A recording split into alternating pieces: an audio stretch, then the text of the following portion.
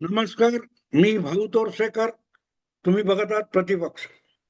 मित्रांनो, ज्यांना इतिहास माहिती नसतो त्यांना वर्तमान घडवता येत नाही, आणि ज्यांना वर्तमान घडवता येत नाही किंवा वर्तमानात जगता येत नाही ते भविष्याकडे बघू सुद्धा शकत नाही. आणि म्हणून तत्कालीन राजकारणामध्ये ज्या घडामोडी घडत असतात त्यामध्ये जुने संदर्भ आवश्यक असतात, पण जुने संदर्भ सुद्धा कालबाह्य असता कामा नयेत. ते त्या काळ वेळ जी असते त्यानुसार जुळणारे असावे लागतात. सध्या महाराष्ट्रामध्ये विरोधी पक्ष जवळजवळ नामोहरम झालेला आहे. एक विधान परिषदेची जागा, एक राज्यसभेची जागा मिळवताना सुद्धा महाविकास आघाडीतल्या तीन तीन मोठ्या पक्षांना नाकी दम येतोय. कारण महाविकास आघाडी म्हणून त्यांनी जी विधानसभेची निवडणूक लढवली होती त्यामध्ये त्यांना अवघे 46 आमदार 3 पक्षांना मिळून निवडून आणता आले. त्यापैकी एकाही पक्षाला 29 आमदारांचा पल्ला गाठता आला नाही, म्हणून जवळजवळ 1.5 वर्ष उलटून गेलं. पण विधानसभेमध्ये विरोधी नेता कोणी नाहीये, कारण विरोधी नेता त्याच पक्षाला होता येतं ज्या पक्षाकडे कमीत कमी 10% आमदार असतात, आणि 288 पैकी 10% म्हणजे जवळजवळ 29 आमदार हवेत, ते एकाही पक्षाकडे नाहीत. उद्धव ठाकरे यांचा सगळ्यात मोठा उभाटा शिवसेना पक्ष, याच्याकडे फक्त 20 आहेत, काँग्रेसकडे 16 आणि शरद पवार गटाकडे 10 आमदार आहेत, सगळे मिळून 46. त्यांना राज्यसभेत किंवा विधान परिषदेत एक एक निवडून आणायचा उमेदवार तरीही पळताभुई थोडी होते.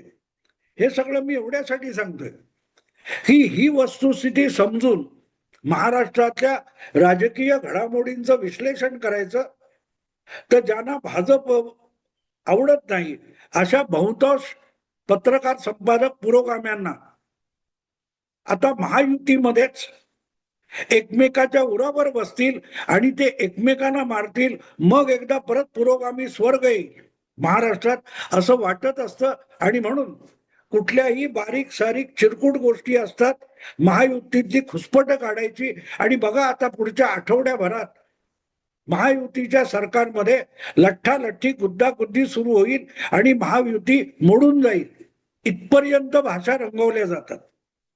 मग तेही जमलं नाही की मग उद्धव ठाकरे आणि भाजप जवळ येत आहेत, त्यामुळे एकनाथ शिंदेचा परस्पर काटा काढला जाईल, अशा काही कल्पना विलास रंगवला जात असतो. पण ज्या प्रकारचं खुसपट दाखवलं जातं, आता विधान परिषदेच्या 17 जागांच्या निवडणुका आहेत. स्थानीय संस्थांच्या क्षेत्रातून ज्या जागा विधान परिषदेवर आमदार म्हणून पाठवल्या जातात त्यासाठीच्या या निवडणुकांमध्ये त्या त्या पक्षाचे त्या त्या जिल्हा वगैरे मतदारसंघामध्ये जे नगरसेवक आहेत त्यांच्या मतावर ही निवडणूक लढवली जात असते, आणि त्यातून विधान परिषदेचे आमदार निवडून येत असतात. त्यामुळे कोण मतदार आहेत, किती मतदार आहेत, प्रत्येक पक्षाकडे, कुठच्या आघाडी युतीकडे किती मतदार आहेत ते माहिती असतं. पण त्यातून जे वाद होतात, आता महायुतीमध्ये भाजप हा सगळ्यात मोठा पक्ष आहे, त्यामुळे जी पोटनिवडणूक बावनकुळे यांच्या राजीनाम्यामुळे होणार आहे त्याच्यावर निर्विवाद भाजपचा हक्क आहे. म्हणजे सगळा विषय हा फक्त 16 जागांसाठी आहे. 17वी जागा ही महायुतीमध्ये वाटपाचा विषय नाही. मग उरलेल्या 16 जागांमध्ये मोठा पक्ष म्हणून भाजपने जर 10 जागा मागितल्या, कारण त्यांचं संख्याबळ तेवढं आहे. शिंदे किंवा पवार यांच्या राष्ट्रवादी आणि शिंदेची शिवसेना या दोघांच्या बेरजे एवढे नगरसेवक जर एकट्या भाजपचे असतील महाराष्ट्रात, तर मग भाजपने अर्ध्यापेक्षा अधिक विधान परिषदेच्या जागावर हक्क सांगितला तर गैर लागू नाही. पण त्यापेक्षाही मोठी गोष्ट भाजपने ठरवलं तो 16 पैकी 11-12 जागा भाजप हा केवळ युती बाजूला ठेवून सुद्धा जिंकू शकतो. पण युती टिकवायची तर मित्रांनाही गोंजारून चुचकारून एकत्र राहावं लागतं. पण ही गोष्ट वरच्या वरिष्ठ नेतृत्वाला शक्य असली तरी मधल्या फळीतल्या आणि खालच्या फळीतल्या नेत्यांमधली जी स्थानिक भांडणं असतात ती मिटवणं सोपं नसतं. आणि म्हणून अनेकदा राज्य पातळीवर ज्या तडजोडी होतात त्या जिल्हा पातळीवर, तालुका पातळीवर चालत नाहीत. पण जिल्हा पातळीवर, तालुका पातळीवर, उदाहरणार्थ साताऱ्यामध्ये जिल्हा परिषदेचा अध्यक्ष नेमण्यावरून जी काय हाणामुरी, मारामारी, धक्काबुक्की झाली ती स्थानिक असते. त्याच्यावरून महायुती मोडून टाकायचं, सरकार मोडून टाकायचं असला मूर्खपणा ना एकनाथ शिंदे करतात ना कुठलाही राजकारणी करत. हा, असं काही पत्रकारांना वाटत असतं. पत्त्याचे बंगले उभारावेत आणि पाडून टाकावेत. त्याप्रमाणे राजकारण घडतं अशा भ्रमात जगणारे जे पत्रकार आणि विश्लेषक आहेत त्यांना तसं वाटतं. आणि बघा आता साताऱ्यात जे काय झालंय त्यानंतर महायुतीत सर्व काही आलबेल नाहीये. पण यांना बेल पण माहिती नसतो, बेलफळ पण माहित नसतं. आता नुकत्याच ज्या विधानसभा निवडणुकीत ममता दिदीचा सफाया झाला, त्या ममता दिदींनी 15 वर्षापूर्वी त्याच बंगालमध्ये 34 वर्ष सत्ता राबवणाऱ्या डाव्या आघाडीचा सफाया केला. 1977-78 पासून 2011 पर्यंत सलग 6 विधानसभा निवडणुका प्रचंड बहुमताने जिंकताना पश्चिम बंगालचं राजकारण आजच्या महाराष्ट्रासारखं होतं. विरोधात एकमेव काँग्रेस पक्ष होता. बाकी जनसंघ, जनता दल यांचा काही जीव नव्हता. आणि काँग्रेसमध्ये डाव्या आघाडीशी टक्कर घेऊ शकेल अशी उमेद आणि हिंमत असलेलं नेतृत्व नव्हतं.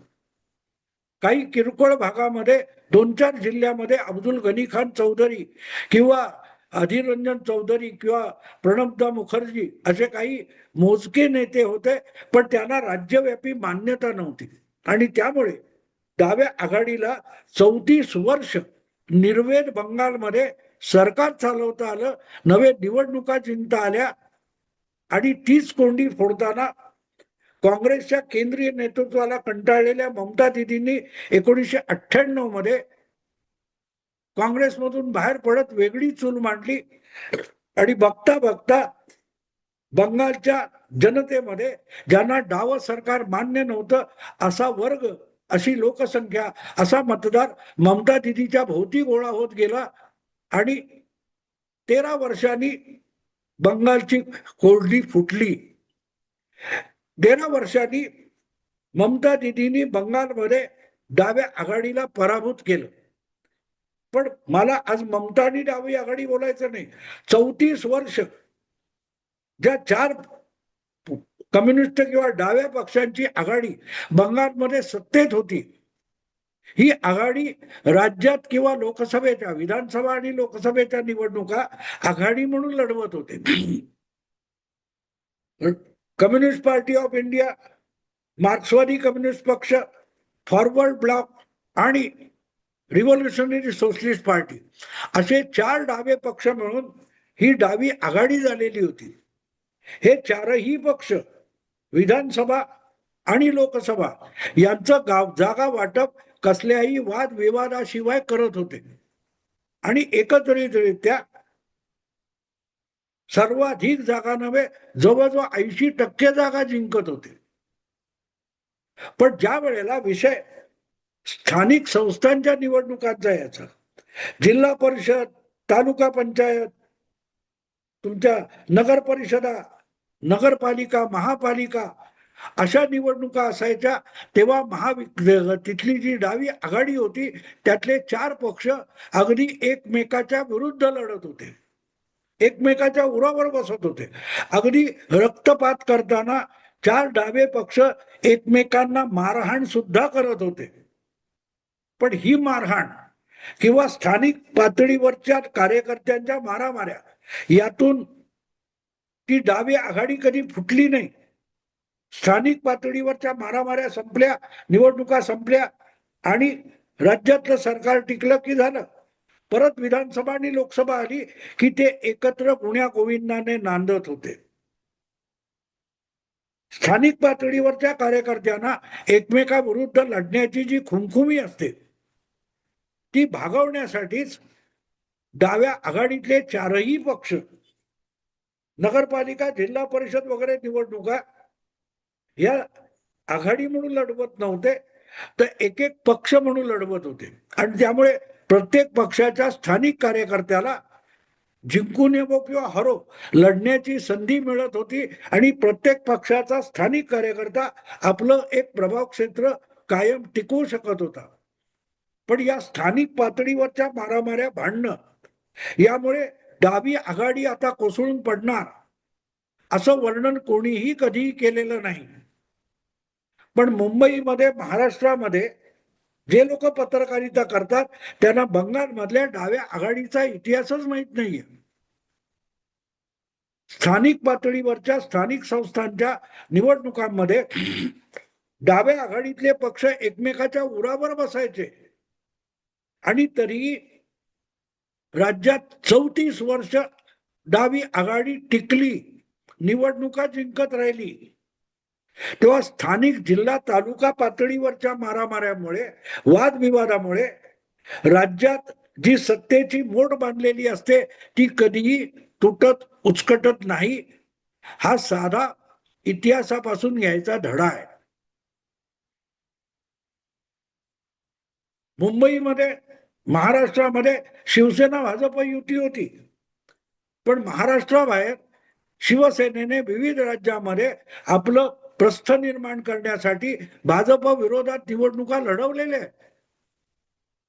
अगदी युती दीर्घकाळ होती, 25 वर्ष. त्याही काळामध्ये विविध राज्यामध्ये शिवसेना ही भाजप विरुद्ध निवडणुका लढवत राहिलेली आहे. अनेक राज्यामध्ये आघाड्या राज्य किंवा राष्ट्रीय पातळीवर होतात, पण स्थानिक पातळीवर एकमेकाच्या विरुद्ध कडाक्याची लढाया होतात. म्हणून राज्यातली सत्ता मोडून पडेल असला कुठलाही मूर्खपणा त्या त्या पक्षांचे राज्यातले किंवा राष्ट्रीय पातळीवरचे नेते तो वाद राष्ट्रीय पातळीवर येऊ देत नाहीत. हे साधं राजकारण आहे, ते ज्यांना बिलकुल कळत नाही ते लगेच आघाडी मोडली, आघाडीत युतीत धुडफूस, शिंदे नाराज अशा बातम्यांच्या ब्रेकिंग न्यूज करतात आणि त्याला वाटतं की यातूनच आता लवकरच महायुतीचं सरकार ब्रेक होईल. हा नुसता कल्पना विलास नसतो, हा पोरकटपणा आणि खुळचटपणा असतो. आणि म्हणून जे कोणी सध्या महाराष्ट्रामधल्या युतीमध्ये जी धुसफूस आहे त्यातून महाराष्ट्राचं राजकारण, सत्ताकारण बदलेल अशी स्वप्न बघतायत, त्यांना मी मुद्दाम आग्रह करीन की 34 वर्ष बंगालमध्ये डावी आघाडी म्हणून सत्तेत बसलेल्या 4 पक्षांच्या ज्या तिथल्या स्थानिक निवडणुका होत्या किंवा स्थानिक राजकारण जिल्हा, तालुका पातळीवरचं होतं, तेव्हा आपसात किती मारामाऱ्या होत्या आणि व्हायच्या त्याचा जरा अभ्यास करावा. जेव्हा तो अभ्यास होईल, 4 पक्षांच्या डाव्या आघाडीतल्या स्थानिक भांडणं आणि राष्ट्रीय निवडणुका, तर मग तुम्हाला महाराष्ट्रात युती म्हणून काम करताना एकमेकाविरुद्ध महापालिका, जिल्हा परिषद निवडणुका का लढवल्या जातात आणि त्या लढवण्यामध्ये कडाक्याची भांडणं झाल्यानंतर सुद्धा महायुतीचं सरकार हे स्मूथली का चालतं, सुरळीत का चालतं याचं उत्तर मिळेल. पण ते मिळण्यासाठी राजकारणाचा अभ्यास करावा लागतो. नेत्यांच्या मागे, कुठल्याही पक्षाच्या नेत्यांच्या मागे शेपटी हलवत फिरायचं, काहीतरी ब्रेकिंग द्यावं अशी पत्रकारिता करून राजकारणाचा अभ्यास होत नसतो. आणि म्हणून महाराष्ट्रातल्या 3 पक्षीय युतीविषयी किंवा महाविकास आघाडीतल्या 3 पक्षीय समन्वयाविषयी गैरसमजातून ज्या ब्रेकिंग न्यूज दिल्या जातात, जे विश्लेषण केलं जातं ते प्रत्येक वेळेला म्हणूनच तोंडघशी पडतं. ज्यांना सिरियसली, जी तरुण मुलं आहेत पत्रकारितेमध्ये, ज्यांना गंभीरपणे सिरियसली राजकारणाचं विश्लेषण भविष्यातल्या काही काळ, काही वर्ष करायचंय, त्यांना मी आग्रहाने सांगेन की 25-30 वर्ष मागे जा आणि बंगालमध्ये 4 पक्षांची डावी आघाडी राज्य आणि राष्ट्रीय पातळीवर एकत्रित होती आणि जिल्हा आणि तालुका पातळीवर तेच पक्ष एकमेकांविरुद्ध कसे लढायचे आणि एकत्र टिकायचे त्याचा जरा अभ्यास करा. आणखीन एक गोष्ट सांगतो, जेव्हा देवेगौडा 1996 साली देशाचे पंतप्रधान झाले तेव्हा डाव्या आघाडीच्या 4 पक्षांनी त्यांना बाहेरून पाठिंबा दिला होता. पण त्या देवेगौडा सरकारमध्ये सहभागी व्हायला डाव्या आघाडीने साफ नकार दिला होता. पण त्याच डाव्या आघाडीतला एक पक्ष होता, कम्युनिस्ट पक्ष होता, communist party of India, CPI. त्या पक्षाचे 2 लोक, 2 नेते हे देवेगौडा सरकारमध्ये सहभागी झाले होते. चतुरानंद मिश्रा हे बिहारचे CPIचे खासदार होते आणि इंद्रजित गुप्ता हे बंगालचे CPIचे खासदार होते. डाव्या आघाडीमुळे निवडून आले होते. पण डावी आघाडी देवेगौडा सरकारला बाहेरून पाठिंबा देत असताना चतुरानंद मिश्रा आणि इंद्रजित गुप्ता सरकारचं एक मंत्री झालेले होते. तेव्हा त्यामुळे डावी आघाडी फुटली का नाही? मग महाराष्ट्रात जरा इकडे तिकडे झालं की झाली युती फुटली. हा खुळचटपणा का चालतो याचा कारण राजकारणाचा अभ्यास नाही, राजकारणाचा इतिहास माहिती नाही. आघाड्या युत्यांचं राजकारण कसं चालतं ते केंद्रीय पातळीवर, राज्य पातळीवर आणि स्थानिक जिल्हा तहसील पातळीवर कसं भिन्न असतं याची ज्यांना जाण नाही ते मग दानवे आणि सत्तार भेटले, त्यांनी गळाभेट केली की लगेच 2 शिवसेना एकत्र आणतात. रोहित पवार आज काहीतरी नवीन पोरकटपणा केला की ब्रेकिंग न्यूज होतात. या विश्लेषणातून अशा पत्रकारांची विश्वासार्हता रसातळाला गेलेली आहे. तेव्हा मला वाटतं की ज्यांना गंभीरपणे राजकारण समजून घ्यायचंय, त्याचं विश्लेषण करायचंय, अशा पत्रकारांनी, तरुण पत्रकारांनी प्रामुख्याने महाराष्ट्रातल्या 3 पक्षीय युती किंवा 3 पक्षीय आघाडीच्या राजकारणातले बारकावे समजून त्याचं आकलन करायचं असेल तर बंगालमध्ये 34 वर्ष एकत्र टिकलेल्या डाव्या आघाडीच्या अंतर्गत विरोध आणि समन्वय याचा जरा अभ्यास करावा. आत्ता इथेच थांबतो. आवडलं लाईक करा, शेअर करा आणि प्रतिपक्षाला सबस्क्राईब करा. नमस्कार.